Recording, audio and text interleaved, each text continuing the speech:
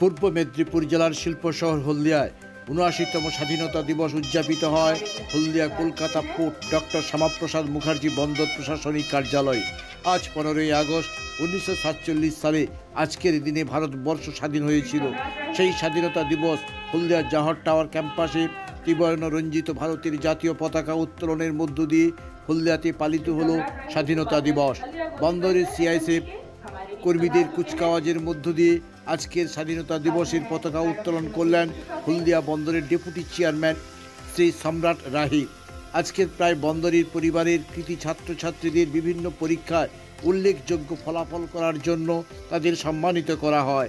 এছাড়াও সিআইএসএফ ও বন্দর কর্মীদের তাদের কর্মক্ষেত্রে দৃষ্টান্তমূলক অবদানের জন্য সম্বর্ধিত করা হয়।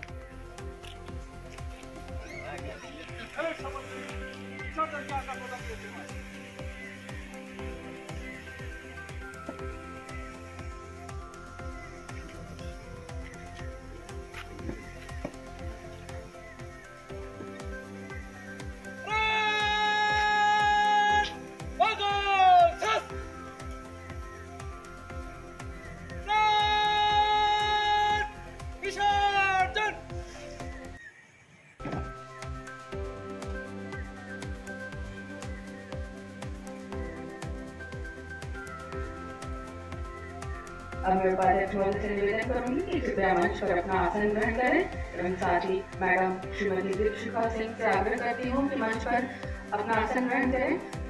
Shri PH Thoksom, commandant CISF HTC.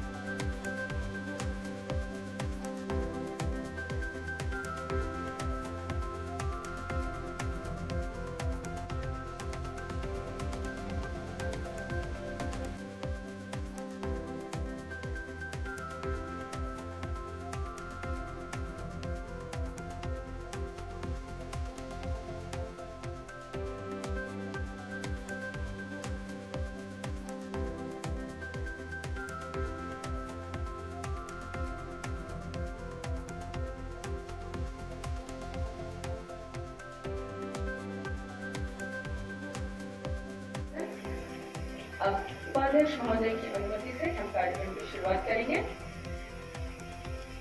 परंपरा वे आज उपस्थित नहीं हो सके हैं तो उनके बिहाफ में उनके सिस्टर पुरस्कार ले रही है। श्रीमती श्रीतोमा चावलिया, डॉटर ऑफ श्री गोसेंट। Shrimati Shreyoshree Bera, daughter of Uttam Bera, CBSE board 90।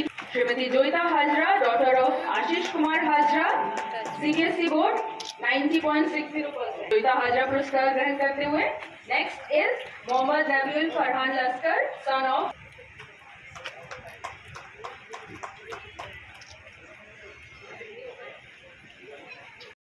पुत्री है तो पुत्री है ईशिदास। धन्यवाद सर, धन्यवाद सर। কেকার পেস্ট্রিতে জিবে জল সপারি, ওয়াও আশাতে লাজবাব নিউ বিদ্যুৎ বেকারি। রাজলক্ষ্মী জুয়েলারি ওয়ার্কস, রাজলক্ষ্মীর মধুদার মধুর মতো ব্যবহার। দুর্গা চক, বাসন্তী ভবন, দুর্গা মন্দিরের পাশে, সুপারমার্কেটের বিপরীতে, হলদিয়া। सर्वप्रथम आप सभी को स्वतंत्रता दिवस की शुभकामनाएं। और जैसे कि आपका प्रश्न बहुत अच्छा है कि आज हम हल्दिया डॉक्स कॉम्प्लेक्स किस दिशा में प्रगति कर रहा है, क्या क्या प्रोजेक्ट आ रहे हैं। तो जैसा मैंने आपको और समय समय पर बताते रहे कि हम लोग एक मैसिव स्केल पे पूरा पोर्ट प्रोजेक्ट्स के तहत पीपीपी मॉडल पे जा रहे हैं। बर्थ नंबर 2 और 5 जो कि हमारे महत्वपूर्ण प्रोजेक्ट हैं और अप्रोक्सीमेटली 15 मिलियन मैट्रिक टन का कार्गो हैंडल करने की वहाँ बात हुई है। तो एक अदानी ग्रुप और एक रिप्ले और ओएसएल ग्रुप ने वो ले लिया है। कल ही बर्थ नंबर 5 का एलओए अवार्ड हुआ है और बर्थ नंबर 2 का एलओए काफ़ी दिनों पहले अवार्ड हो गया था, जो इस साल ऑपरेशनल होगा। और जो बर्थ नंबर 5 का एलओए अवार्ड हुआ है वो भी हम लोग आशा करते हैं कि अगले 6 महीने या 8 महीने में वो पार्शियल ऑपरेशन जो है वो चालू कर देंगे। इसके साथ साथ हम लोग बहुत मैसिव लेवल पे हार्ड स्टैंडिंग कर रहे हैं। डॉक बाउंड्रीज को बढ़ा दिया है हमने। हमारा जो डॉक का जो क्षेत्रफल पहले था उससे ज़्यादा क्षेत्रफल अब रहेगा, तो हम ज़्यादा कार्गो हैंडल कर पाएंगे। हमारी आशा है कि 2030 तक हम लोग 75 million metric ton cargo handle करेंगे और 2035 तक 100 million metric ton cargo handle करेंगे अकेले हल्दिया में। कलकत्ता में अलग कार्गो जो हैंडल होता है वो अलग है।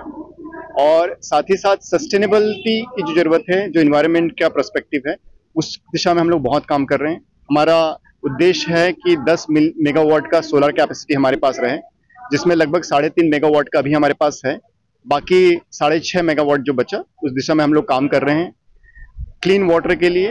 और जो गंदा वाटर है उसके डिस्पोजल के लिए सीवेज ट्रीटमेंट प्लांट आ रहा है, वाटर ट्रीटमेंट प्लांट आ रहा है जो पानी को ज़्यादा बेहतर कर सकेगा। डस्ट सेपरेशन के लिए हम लोग स्प्रिंकलर्स और हमने राइट्स को भी उसमें ऑनबोर्ड किया है, जो हमको अगले 6 महीने में सुझाव देगा कि कैसे हम लोग डस्ट को सप्रेस कर सकते हैं। और किसी भी वर्ल्ड क्लास पोर्ट की तरह ड्राई बल्क पोर्ट होने के बावजूद हल्दिया एक ड्राई बल्क पोर्ट है, जहाँ पे कोल और बाकी मिनरल्स भी हैंडल होते हैं, तो उससे प्रदूषण का थोड़ा सा समस्या रहता है, पर वो भी हम लोग राइट्स के सुझाव के हिसाब से इम्प्रूव कर लेंगे।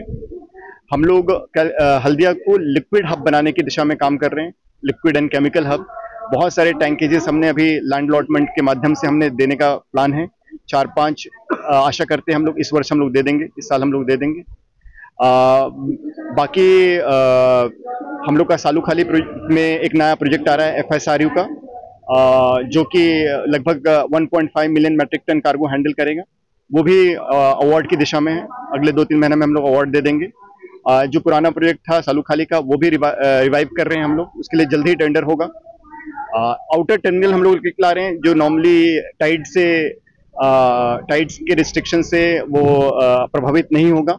और हम लोग जो आज वेसल को लॉक गेट में आने जाने में जो भी असुविधाएं होती हैं उसको हम लोग ओवरकम कर लेंगे।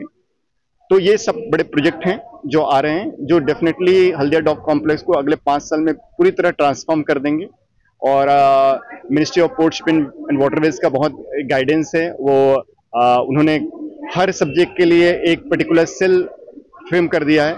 जो सेल फॉर एग्जांपल एनवायरनमेंट हो या ऑटोमेशन हो या पीपीपी हो या बायलैटरल रिलेशन हो या फिर लैंड हो, तो एक एक सेल जो चेयरमैन डिप्टी चेयरमैन के नेतृत्व में काम कर रहा है। तो सारे पोर्ट्स का जो है एक तरह से हम लोग सारे पोर्ट्स के लिए एक पॉलिसी, एक नीति डिसाइड कर सकें, ये हम लोग देख रहे हैं। लिटिगेशन हम लोगों ने काफ़ी रिड्यूस किया है हल्दिया डॉक कॉम्प्लेक्स में भी, कलकत्ता डॉक कॉम्प्लेक्स में भी, और उस दिशा में आगे भी हम लोग काम कर रहे हैं। तो ये बहुत सारे काम इस दिशा में हो रहे हैं। टर्मिनल का जो बात हो रहा था पहले मिनिस्ट्री में बोल रहे थे जो पोर्ट का दे देंगे, इसके बारे में अभी क्या सिचुएशन है? अभी उसमें एक बहुत बड़ा डेवलपमेंट हुआ है कि एक नाविक सेल बायलैटरल रिलेशन पे काम करता है, इंटरनेशनल रिलेशन पे काम करता है। तो उन्होंने एक फॉरेन कंट्री ने IWI को एक ऑफर दिया है कि जिसमें वो बार्जेस ला के यहाँ ऑपरेट करना चाहते हैं। तो इसमें काफ़ी कॉस्ट बच जा रहा है सभी का। तो अभी सर्वप्रथम हम कोशिश कर रहे हैं कि उन बार्जेस के माध्यम से ऑपरेट करें। अगर वो थोड़ा बहुत ऊपर नीचे होता है तो फिर उसके जो बैकअप प्लान है वो सोचा जाएगा। पर इसमें एक बहुत बड़ी खबर यह है कि बालागढ़ में जो टर्मिनल बन रहा है, जो IWI के सहयोग से बन रहा है, वो कलकत्ता पोर्ट के पास है और वो कलकत्ता पोर्ट से इंटीग्रेट हो जाएगा। तो जो अपस्ट्रीम में जो बार्जेस ऑपरेशन है, बेसिकली हमको अपने बार्जेस ऑपरेशन के लिए डिफरेंट टर्मिनल्स की जरूरत पड़ती है, तो वो वहाँ पे हैंडल होगा। 6.5 megawatt solar power project where it will be implemented. उसके लिए हमने कुछ लैंड्स आइडेंटिफाई किए हैं। अभी हम लोग बहुत सारी कंपनीज हमको इंटरेस्ट शो करती है जिनको सोलर पावर प्लांट लगाना है, जिसमें बड़े बड़े नवरत्न भी हैं। तो उन लोगों से बात चल रही है, तो जैसी बात कंक्लूड होगी तो फिर वो हमारे यहाँ स्टैब्लिश करेंगे। लैंड आइडेंटिफाइड है। डीवीसी बोल रहे हैं ऑलरेडी पोर्ट से बात हो रहा है, डीवीसी से बोल एक कंपनी वही है आप जो बोल रहे हैं, और भी 2-3 कंपनी। हाँ वो बताया मुझे, हम लोग कर रहे हैं। और भी उससे बड़ी और भी 2-3 कंपनी है। अच्छा, सेफ्टी एंड सिक्योरिटी के लिए क्या होता है ऐसे? सेफ्टी एंड सिक्योरिटी के लिए हम लोग RFID जो सुविधा है उसको और ज़्यादा बेहतर कर रहे हैं।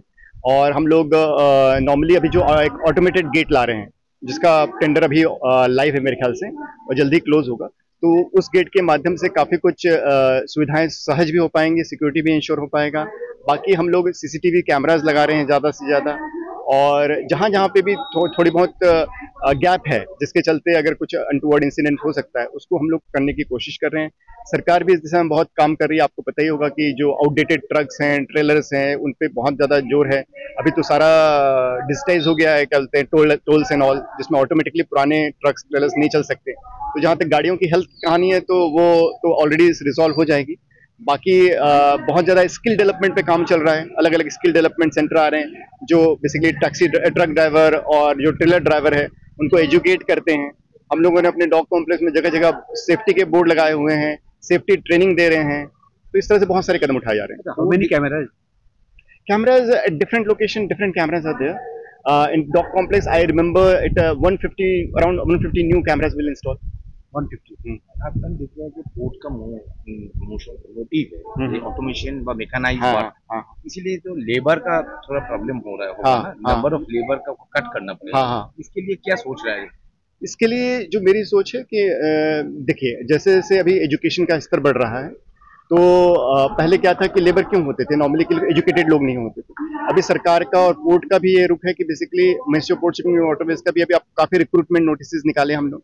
जो हल्दिया के ग्रेजुएट इंजीनियर्स हैं उनके लिए बहुत अपॉर्चुनिटी थी। तो अब वो लेबर वाला जो कल्चर था पहले कि नॉर्मली जो बेसिकली लेबर क्यों आदमी करता था, क्योंकि एजुकेटेड नहीं था। तो एजुकेशन पे बहुत जोर है हमारा कि जितने ज़्यादा से ज़्यादा लोग को एजुकेट करके उनको थोड़ा अच्छा नौकरी दे सके हम लोग। अभी तो जो मैकेनाइजेशन होने के बाद और नॉर्मली लेबर जो नेचर ऑफ जॉब है, वो नेचर ऑफ जॉब से हर आदमी एक ऊपर वाले जॉब पे मूव करना चाहता है। Skill development skill development centre में हमारा भी रुख है कि हम लोग यहाँ पे एक स्किल डेवलपमेंट सेंटर एस्टैब्लिश करें, और हम लोग रेगुलर ट्रेनिंग तो देते ही रहते हैं। हमारा एक विंग है जो डिपार्टमेंट का हल्दिया डॉग कॉम्प्लेक्स में, रेगुलर ट्रेनिंग देता रहता है। और स्किल डेवलपमेंट सेंटर में हम लोग कलकत्ता में भी एक स्किल डेवलपमेंट सेंटर का, तो कि जो पोर्ट रिलेटेड जो एक्टिविटीज़ हैं जिसमें मैकेनिकल की कुछ एक्टिविटीज़ हैं, कुछ इलेक्ट्रिकल की एक्टिविटीज़ हैं, उसमें हम लोग कैसे उनको ट्रेन कर सकें। कैजुअल एंड परमानेंट अप्रेंटिसशिप जो एक स्कीम गवर्नमेंट की है, अप्रेंटिसशिप स्कीम में भी हम लोग अभी विचार कर रहे हैं। 2 और 5 जो ने अपनी मैकेनाइज है, उसके लिए क्या उम्मीद करते हैं कि 2026 या 27 में ये चालू हो?